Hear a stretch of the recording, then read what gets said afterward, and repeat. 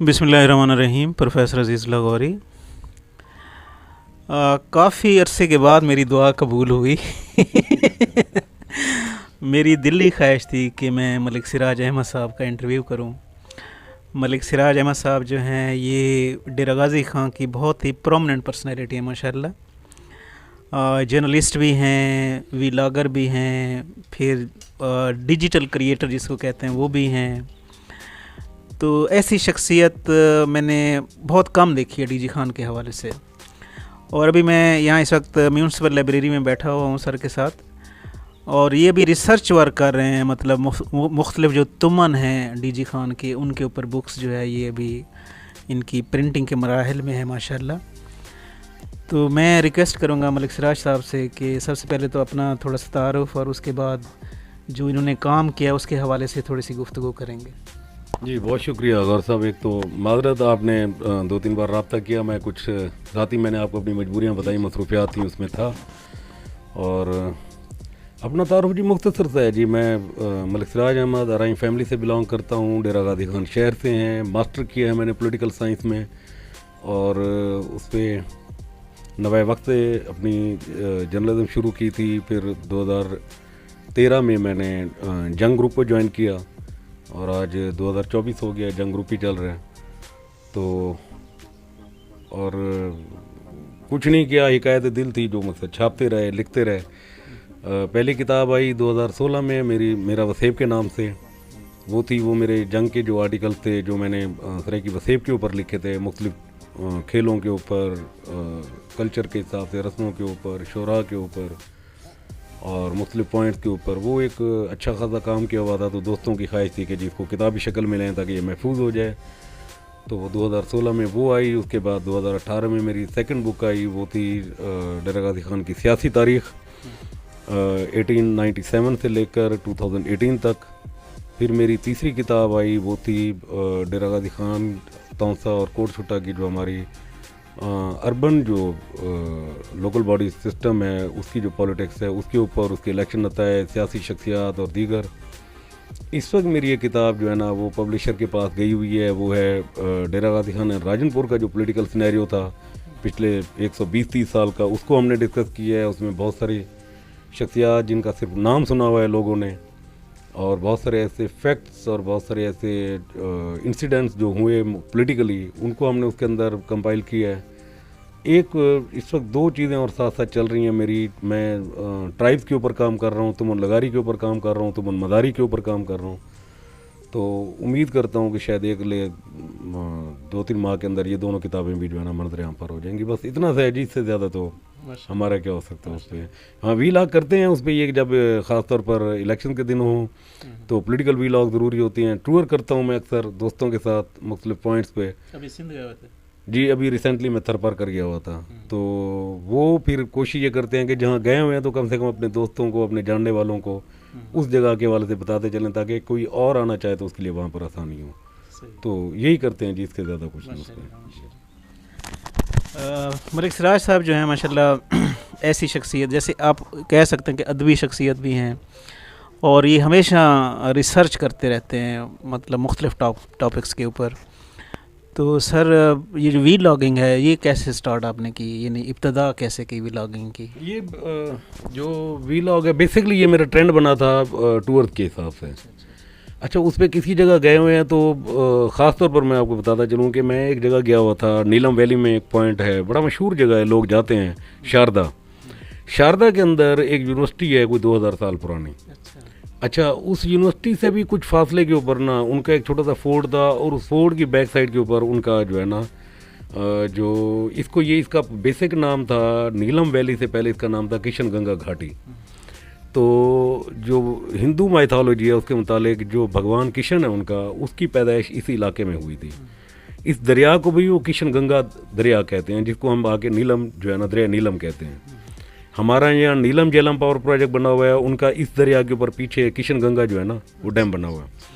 तो वहाँ एक जगह ऐसी थी जहाँ पर ये इनके कुछ बुत रखे हुए थे, और फिर उस गार के अंदर, और फिर जब इनका कोई मर जाता था तो उसकी वो अर्थियों आग लगा के उसकी जो वो अर्थियाँ होती थी या कह लें उसकी राख होती थी, उसको वो वहाँ पर बतौर तबर्रुक वो उसको रखते थे मुक़द्दस जगह के। अब मैं वहाँ खड़ा हुआ ये सोच रहा यार इसको मैं कैसे जो है ना वो करूँ, बताऊँ कि यार ये देखो ये जगह है, यहाँ पे आपको आना चाहिए। फिर वो एक दोस्त था साथ, मैंने कहा यार तुम कैमरा ऑन करो, इसको जो है ना मैं बोलता हूँ इसके ऊपर। और मेरा ख्याल है शायद वही स्टार्ट था उसके ऊपर। फिर मैं जहाँ गया फिर वो मैंने शुरू कर दिया उसको ना, वो ज़्यादा अच्छा लोगों ने पसंद किया कि ये अच्छा है कि हमें उस चीज़ के मुतालिक पूरा एक ब्रीफ नोट मिल जाता है, अगर हम कभी जाना चाहें तो हमें प्रॉब्लम नहीं होती। तो वो बेसिक मेरा ख्याल है टूर जो थे ना मेरे, वो उससे सिलसिला ये मेरा शुरू हुआ। फिर वो फिर ऐसा ऐसा सियासत और फिर सोशल इशूज़ पे फिर वो हम करते हैं उसके ऊपर। जी ऐसे ही वो। तो कौन कौन सी जगहों पे सर गए हैं? आप ये पूछें कहाँ नहीं गया। हाँ मगर अभी मेरा ख्याल है कोई 1-2 पॉइंट ही होंगे शायद जो पाकिस्तान में बाकी बचे हों। मैं गवादर नहीं जा सका ड्यू टू सिक्योरिटी रीज़न, मैं बीच में था उरमाड़ो बीच के करीब, मैं वहाँ एक दिन रह भी गया। प्रिंसेस ऑफ होप देख के हम निकले, तो फिर हम अब कोई कोस्टल हाईवे पे ट्रैवल करे तो उसे पता है कि उससे आगे कोई 3-4 घंटे के बाद जो है ना आपका गवादर आता है, उरमाड़ो बीच सेंटर तकरीबन हो जाता है। वहाँ कोई इंसिडेंट हो गया और गवादर में, तो मैं वहाँ नहीं जा सका। अदरवाइज सिवाय 1-2 जगहों के मेरा ख्याल है अल्हम्दुलिल्लाह पूरा पाकिस्तान ही विजिट किया हुआ है, पूरा पाकिस्तान देखा हुआ है हमने। और वो व्लॉग बनाया सर? हाँ वो तो खैर फिर जहाँ हम जाते हैं तो फिर वो बनाते हैं वहाँ पर भी व्लॉग उस पर। वो तो कोशिश करते हैं कि दोस्तों को बताएं कि ये फ़लाँ जगह है ये। बाहर का कुछ चांस है? जी मेरे 2 इंटरनेशनल टूर हैं। एक दफ़ा मैं उम्रे पे गया हूँ और एक मेरा दुबई का है।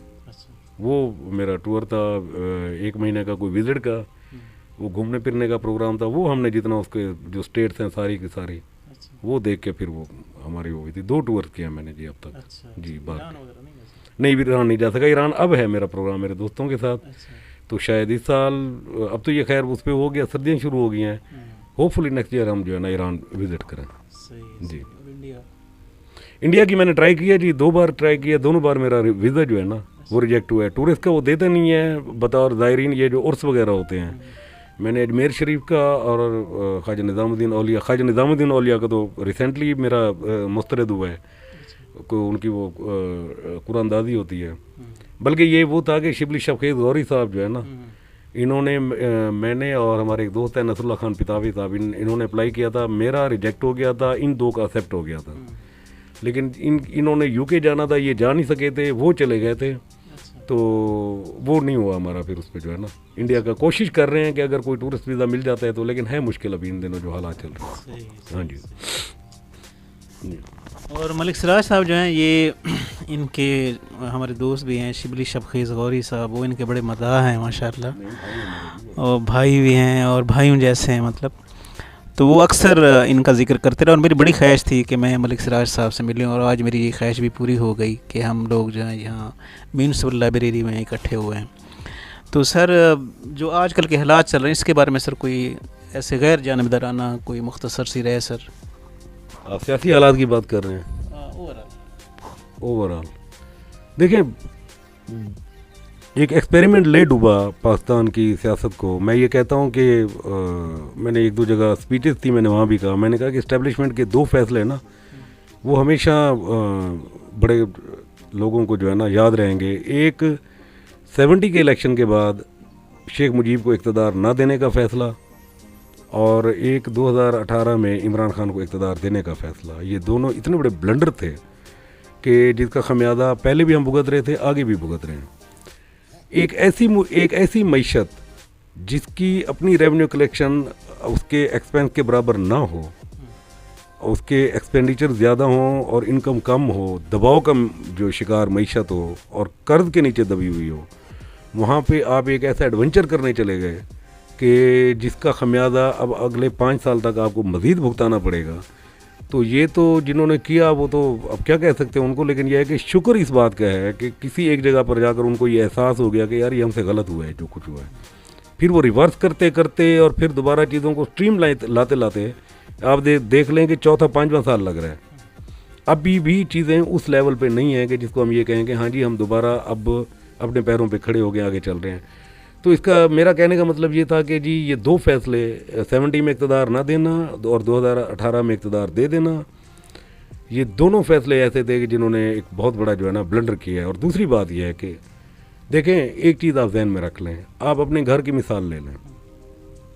अगर आपकी सैलरी कम है और आपके एक्सपेंस ज़्यादा है, आपको हर पहली पे क्या करना है?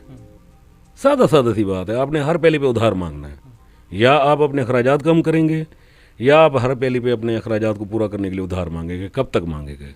आखिर आपने लौटाना भी तो है। यही हाल पाकिस्तान का है।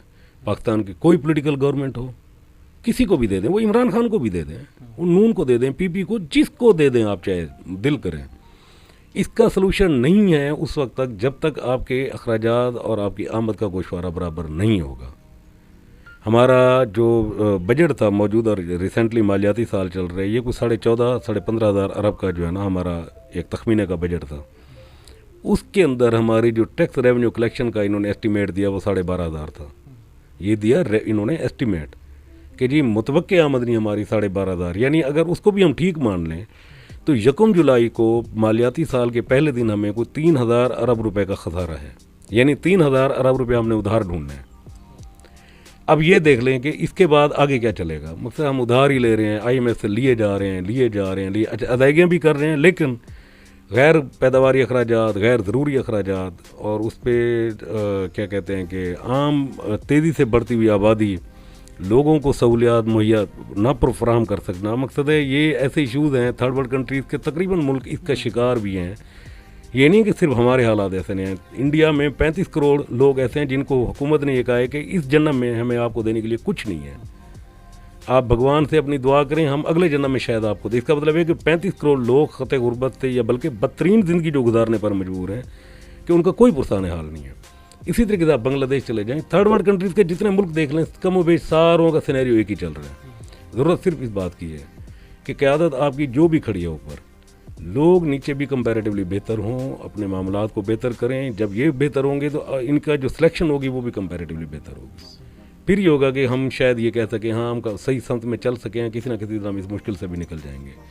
तो बाकी जो सिक्योरिटीज़ के इशूज़ हैं वो तो आपको पता है कि यहाँ पे ये प्रॉक्सी वॉर चल रही है, मकसद बैटल फील्ड बना दिया है। हमारे हमसाया मुल्क जो हैं ईस्टर्न वेस्टर्न साइड के ऊपर बस नहीं चल रहा उनका कि किसी तरीके से इसको जो है ना हम नुकसान पहुँचाएँ। ये तो शुक्र है कि एक 5-7 लाख की जो हमारी आर्मी है, कमिटेड है, फोकस है और उन्होंने चीज़ों को बड़ा ही तरीके से हैंडल किया हुआ है। तब जाकर ये जो शर है और जो कोशिश कर रहे हैं किसी तरीके से इसको नुकसान पहुँचाएँ, तो उनको उन्होंने मैनेज किया हुआ है। तो तब अभी तक हम पुरसकून हैं। वगरना आप ये देख लें कि आप यहाँ से डीजी खान से निकलें, आप ये भी रिसेंटली वाक़या हुआ है आपका जो मेख्तर के करीब जो ये बसों से बंदे उतार के मारे गए हैं। आप KPK में चले जाएं, आपका ये वज़ीरिस्तान, आपका डेरा इस्माइल खान, आपका वहाँ पे पुलिस गवर्नमेंट रेड नहीं है। कुछ ना कुछ जो अब यहाँ पंजाब में सूरत हाल बेहतर है, या यूँ कह लें कि कुछ बेहतर है उनके मुकाबले में, और सिंध में कुछ बेहतर है। लग रहेगा कि ये मज़ीद हालांकि हालात ख़राब नहीं होंगे, बेहतर होंगे। तो लेकिन है सही इस वक्त डिस्टर्बेंस वाला माहौल भी है और प्रेशर वाला माहौल भी है इस वक्त। ठीक है ना जी, ये था जी छोटा सा मेरे पॉइंट ऑफ व्यू। मेहरबानी सर, बहुत बहुत शुक्रिया। थैंक्स लॉट सर, मतलब thanks sir. Please subscribe my YouTube channel. Thanks a lot.